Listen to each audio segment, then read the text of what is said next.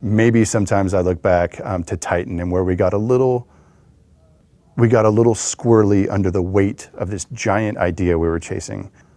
And everyone starts going off to their own camps and building their own part and just trying to, protect the part of it that they can be uniquely responsible for. And we frayed a little bit, and we lost that space where we're so strong, right? Where we pull it back together and everyone shares a little bit of the big picture. And in so many ways, Overwatch is, from its themes to its gameplay, like everything about this project, whether that's visible to the end user or not, is our story. It is a redemption story. We needed this as people.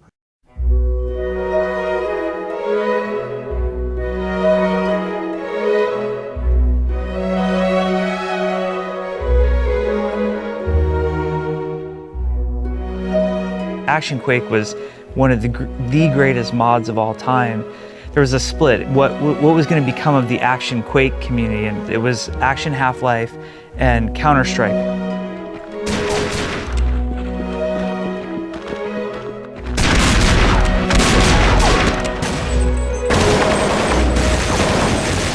Before Jeff Goodman, who's our designer working on Overwatch, he and I were actually in a Team Fortress clan.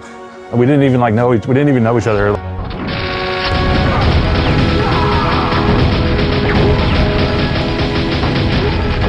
I think we had a self-expectation of is this the kind of company we are? Are we the MMO company? So I think there was a lot of pressure that we put on ourselves to want to deliver something a lot like WoW, and another WoW. And it led us down strange paths.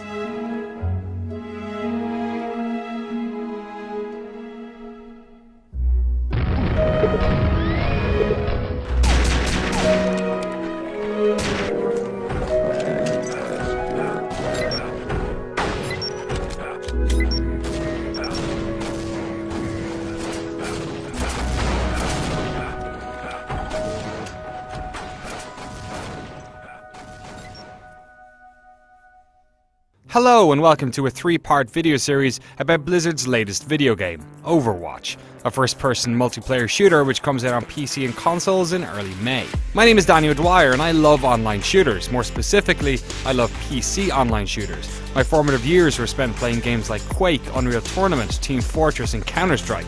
And I still dabble today, recently trying out the Doom beta and Epic's new UT. But I'm also a fan of Blizzard, a studio on the complete opposite side of the PC gaming spectrum. A studio which dominated the real-time strategy, isometric role-playing, and massively multiplayer online genres. Blizzard make great games, so great they tend to even attract people who don't necessarily play that genre. I mean, World of Warcraft was where I spent most of my college years. Well, they're in dust too.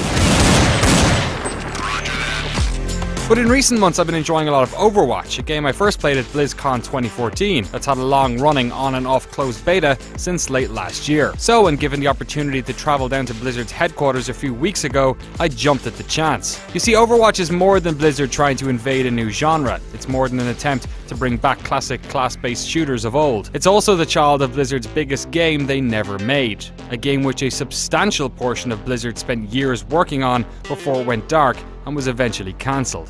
A game we know almost nothing concrete about. A game known as Titan. So to fully tell the story of Overwatch, where it came from and why it's chosen as Blizzard's first new IP in 17 years, we have to first tell the story of a group of people who spend years of their lives on a game nobody has ever seen. A modest group of savvy designers who, years earlier, combined to create one of the biggest video games of all time. My first project I worked on at Blizzard was Justice League Task Force.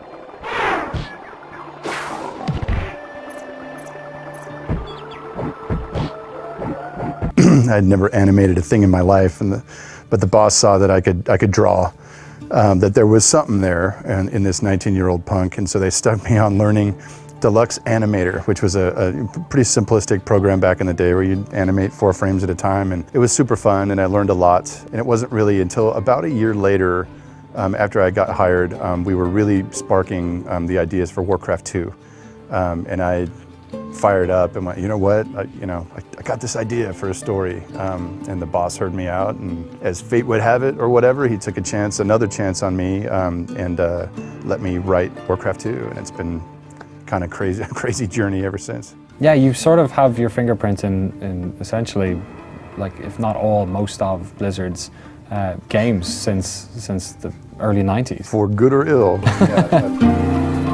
I didn't know much about Blizzard before I joined here, which is super bizarre. I was more into the FPS community. I had known a lot about id and Quake and Doom, and I had followed all those games, and I was very into mod making for, you know, Half-Life and games like that. They hired two quest designers to start at the exact same time. It was me and a gentleman named Pat Nagel. Pat and I literally started on the same day and shared an office, and together we designed the quest system along with guys like Eric Dodds and Alan Adham. Alan's one of the founders of Blizzard. Eric is the game director on Hearthstone. Our little group designed the quest system on World of Warcraft. And then in the early days, when we first started, we split up. Pat did Elwyn Forest and I did Westfall. And Pat and I would just sit in this, like, we sat back to back in the office, and we'd always leaning out like, hey, I'm trying this out. What do you think about that? And it was really together that we sort of came up with the questing system in World of Warcraft. You guys were back to back, just like Westfall and the Elwyn Forest. Yeah, exactly. And then there was the scary Duskwood River outside of our office that we rarely crossed. That was Stitches, who was in the other seat over there. Yeah, and Pat made Stitches too. Oh, really? That was his quest. I started on what was called the dungeon team. And the dungeon team was primarily the people that would build all the dungeons and cities in the world. I started on that. I got to build some of the dungeons in the game. I built a bunch of the original cities that were in the game, and I worked on it all the way through ship, and it was such a blast. Awesome. So you built Stormwind? Yeah, I got to build Stormwind. I guess I'll like hold on to that one until my grave, you know. Did someone else do Ironforge, or? No, I did Ironforge. I did a lot of the cities in there. Thunder Bluff, Ironforge, Darnassus. Some of the other guys did the Undercity. And so I was kind of the city guy. What was it like seeing Stormwind like realized on film? It was actually it was kind of a emotional moment for me. It was 2 years ago at BlizzCon. The first time Stormwind just popped up onto the screen, I kind of teared up a little bit. It's amazing to see some of the work that you've done put into another medium and other people use it. And after about a minute though, everything changed and I started to get a little embarrassed and critical of it, and I was pointing to things in the trailer because I watched it a number of times going, I can't believe they actually used this thing that I put in there and I've never really liked it. But hopefully I'm the only one thinking that. Did a lot of the initial raid bosses, starting with like Onyxia. I did Blackwing Lair, all Blackwing Lair, and then throughout that I just continued on that and did a ton of raid bosses and became sort of the encounter team that started the encounter team. So I haven't been on the team in a while now, and it's obviously grown significantly, and there's a lot more to the world. But back then it was like there was 4 of us doing it at the time, kind of populating the whole world, which is a little bit crazy. But it was a different time, but it was a lot of fun. Were you part of the team that was working on Titan that eventually went to Overwatch? Yeah, I was part of that initial team. I mean, at that point I had been working on WoW for a really long time, and I kind of jumped at the opportunity to try something new, and yeah, it was a lot of fun for a while. In World of Warcraft, Blizzard created one of the largest, most profitable and most beloved game series ever made. A game with a fanbase of millions over a decade later. A game with a multi-million-dollar movie coming out later this year. So when it came to Blizzard deciding what their next project should be, they gathered many of those same leaders and set their sights on a new adventure. And with all the success of World of Warcraft, it's no wonder their sights were aimed high. I think we were feeling the success and thinking like, oh, well, we could turn around and do another one of those. How hard was it? It's like, does anyone remember how rough it was the first time? Or all the 10,000 wheels you need to reinvent just to make one of these work. And maybe there was a little bit of pridefulness in thinking that we just turn right around and rock one out.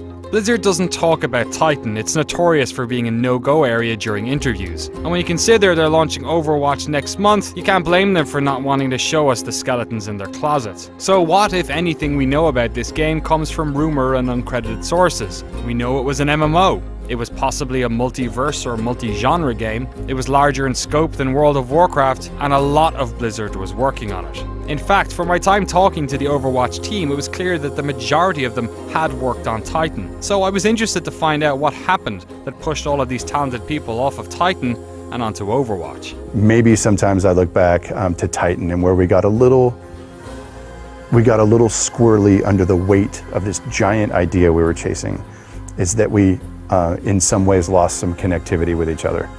And everyone starts going off to their own camps and building their own part and just trying to protect the part of it that they can be uniquely responsible for. And there was we frayed a little bit, and we lost that space where we're so strong, right? Where we pull it back together and everyone shares a little bit of the big picture. I was at a press event at BlizzCon 2014 where yourself and Chris sort of briefly talked about the passion that sort of came from Titan was sort of funneled into Overwatch. Can you talk about that sort of time frame, like where Overwatch existed in that? Was it split off from Titan, or was it like its own like separate project that then everyone went, okay, we're working on this now?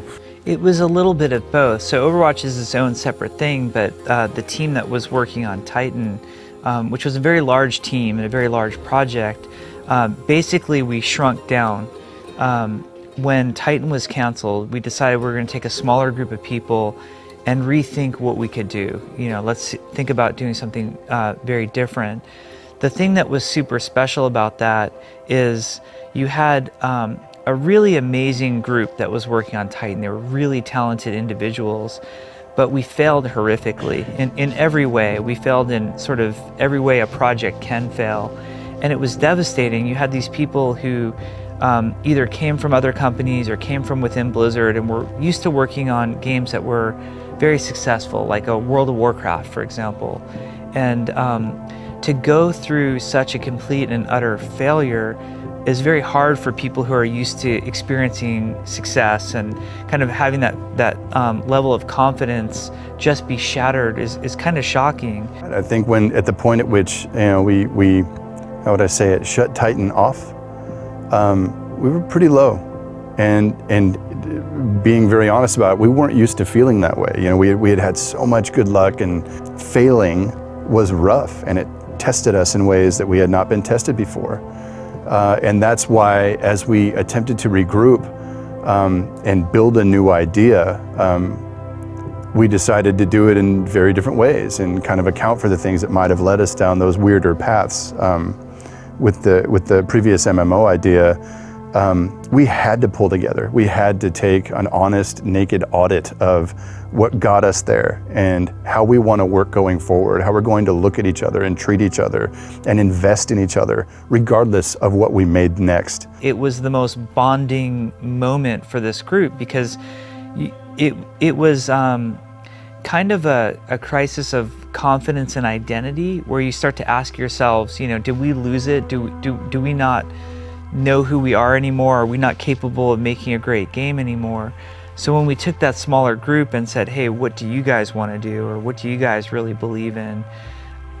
We saw it as a last chance. We kind of use the phrase often, you're only as good as your last game. And so you don't get like big-headed, like, oh yeah, back in, for me, like in 2008, I worked on World of Warcraft. Well, guess what? That was in 2008, My most recent game was an utter failure called Titan that got canceled, What can I do next to prove that that's not who I am? In the years during Titan's development, video game dev sizes exploded. Studios like Ubisoft, EA, and even Blizzard's parent company Activision have made teams of thousands commonplace. But Titan, this massive idea which had multiple teams working on it, never came together for Blizzard. So I guess there are two things a studio can do at that point. Push on and try and fix the problems with more time, energy and money, or call it quits and try and refocus their efforts. This decision was a very real moment for the Titan team. What are we really doing? Are we just selling product, for a corporation? Like, I guess that's a part of it, but we're artists and craftsmen and technologists and, writers and poets and all these other things, like coming together to build something that's greater than any of us could have achieved on our own. That has always been the story of Blizzard. And when we recognize that and come back to that very simple stance as we look around at each other, that is always where we've been strongest. Not worrying about the scale of the business, not worrying about the scale and specificity of the video game we're trying to build for 12 different genius reasons. It's coming back to people. What are we prepared to spend the next 5 years of our lives on together? It was almost like an embarrassment, and you wanted to say to the company, because here you have these great projects like, StarCraft, Heroes of the Storm, Hearthstone, World of Warcraft, and then you're sitting on the smoking pile of a canceled project, and nobody said a word. Everybody was super supportive to us, but I think there was like this inward embarrassment of like, no, we need to prove that we're worthy of being at Blizzard too, and that we can make something that makes the company proud as well. So yeah, it was a trying period of time, and there was a lot of pressure, but it helped forge us in a lot of ways. I think the need to prove ourselves was really, really big following Titan, to ourselves. Making video games takes time. It takes years, and for dozens of people, likely hundreds at the peak of Titan's development, that was years down the drain. Some of the Overwatch team haven't shipped a game in a decade. Some of the team came to Blizzard years ago and have still yet to ship a game at the studio. This was a team heavily scarred by years of work that nobody ever saw, which is why when it came to Overwatch you can understand why they kept their cards so close to their chest. Nobody ever saw footage of Overwatch before it was announced at BlizzCon 2014. In our next two videos we'll explore what happened during those years, but the outside world didn't get a sniff of what this game was until Chris Metzen took to the stage at the Anaheim Convention Center and showed it to the world. I was actually in the crowd that day covering the event for GameSpot, eager to see if the rumors were true that Blizzard were set to announce their first new IP in 17 years. But for the Overwatch team, many of whom were part of the Titan team, who lined the first few rows of this audience of thousands, this was much more. It was the first time the world would actually see their work. It was proof that unlike Titan, Overwatch was real. Where were you when that happened? Oh man, I was bawling my eyes out in the front row. You're not the first person to say that. Yeah, it was really emotional. Like I think most of the team was near the front of the stage, just watching Jeff and Chris unveil the game, and it was incredible. It was like one of the highlights of my career. That was one of the most amazing moments ever in my career, and I've been doing this here, I don't know, 22 plus years. I walked out, and I was so excited to share this thing with the world. I was trying to hopefully do a good job and set it up really well, and I had 1,000 things run through my head. And I look out. It makes me emotional now. I'm a very sensitive, kind of emotional Irish dude, and so Amen. It's hard for me to contain my excitement, passion, whatever. And I remember looking out. I'm like, this is going okay so far. I'm about to do the thing, and I see. I can't remember who it was anymore, but just like one section back, a couple of familiar faces of my Team 4 brothers and sisters sitting there, and everybody's just so owning the moment together. And it's like I almost started crying. I'm like, oh, because as excited as I was to tell the world about Overwatch, and as excited as I am about Overwatch, I was so overjoyed for my friends that we had. Whether one kid in that room liked it or not, didn't matter, is that we built this thing together. We pulled our boots back on after, kind of falling in the dust, a few short years before, and we pulled it together and we did a good job for each other, and we built this idea that just delights us. In a stupid way, the thing that flashed in my head is like, we're back from where I don't know, but just that feeling of like, we did it, we climbed the mountain.